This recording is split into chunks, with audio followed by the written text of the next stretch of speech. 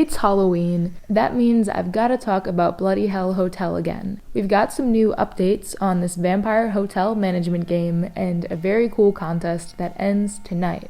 Last time I made a video about this one, we learned about all the different vampire classes you'll be able to play as, each with different perks and skills. Now we have a list of the 7 different types of guests that'll be visiting our hotel. In Bloody Hell Hotel, every guest is unique and can be described by traits, likes and dislikes, and secrets. There's a lot of info here, so buckle up. Traits affect the general behavior of guests in the hotel, and they're linked to the guest's appearance, so it's easy to tell who's who.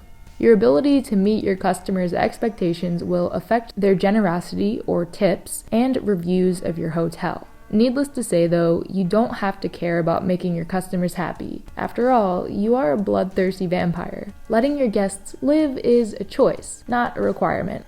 In addition, each guest has at least one secret. Uncovering secrets is challenging but not impossible. It can be done through different methods like the use of vampiric powers, special food ingredients, and buying intel from the Vampiric Council. So let's talk about the 7 different kinds of guests. First are the unhygienic ones. These guests are unbothered by dirt and grime and won't complain if you don't clean, but they're also likely to create their own messes. Their heavy drinking makes them deep sleepers and easy prey, but their blood quality is negatively affected by this. Having them around might also deter guests of higher social status. Anxious guests are on high alert at all times, meaning it'll be a lot more difficult to sneak up on them. These guests are light sleepers and generally don't like to leave the safety of their room unless it's absolutely necessary. They have high quality blood that can turn rotten in a state of panic, which will curse the player with debuffs if consumed. However, there is a solution to this. Use hypnosis or add sedatives to their food to lull them into a deep sleep. With impatient guests, time is money. If they have to wait too long, they won't hesitate to leave a negative review for your hotel. They are willing to tip generously, but only when served in a timely manner. No worries though, because their blood is of a decent quality and they make for easy prey if money doesn't interest you. These next guests may be stingy, but they're not poor. Your pickpocketing skills will come in handy here.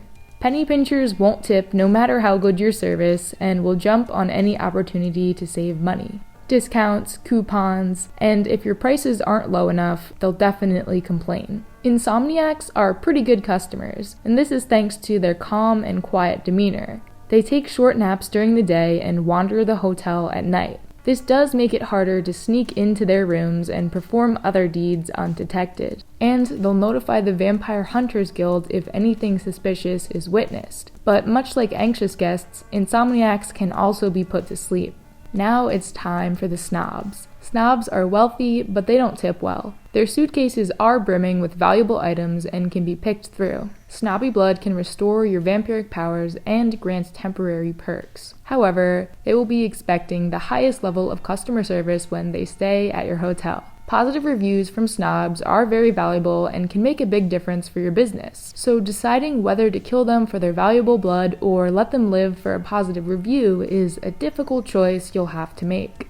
And last but not least, royalty. They won't stay in regular rooms, so you'll need to have luxurious suites ready for their arrival. Royalty will also only visit your hotel if it's received positive reviews from snobs or other royalty already. Of course, they won't tolerate anything less than stellar customer service and tend to be extremely generous if treated well. Royal blood is of the highest quality and can grant many perks, along with being sold to the Vampiric Council at a premium price. But the Vampire Hunters Guild keeps a close watch on royalty, so the disappearance of a royal guest will be noticed and investigated by vampire hunters, the toughest enemy in the game. Okay, phew, that was a lot of info, but that's not it. Bloody Hell Hotel's developers are very active on the game's Discord server and have answered a handful of frequently asked questions. Here are some highlights from that. VR support will very likely be added post-launch. There's also the possibility of a co-op mode, but that's a bit less likely. The game will cost $30 and will be launched in full, meaning no early access. There might be a demo before that though.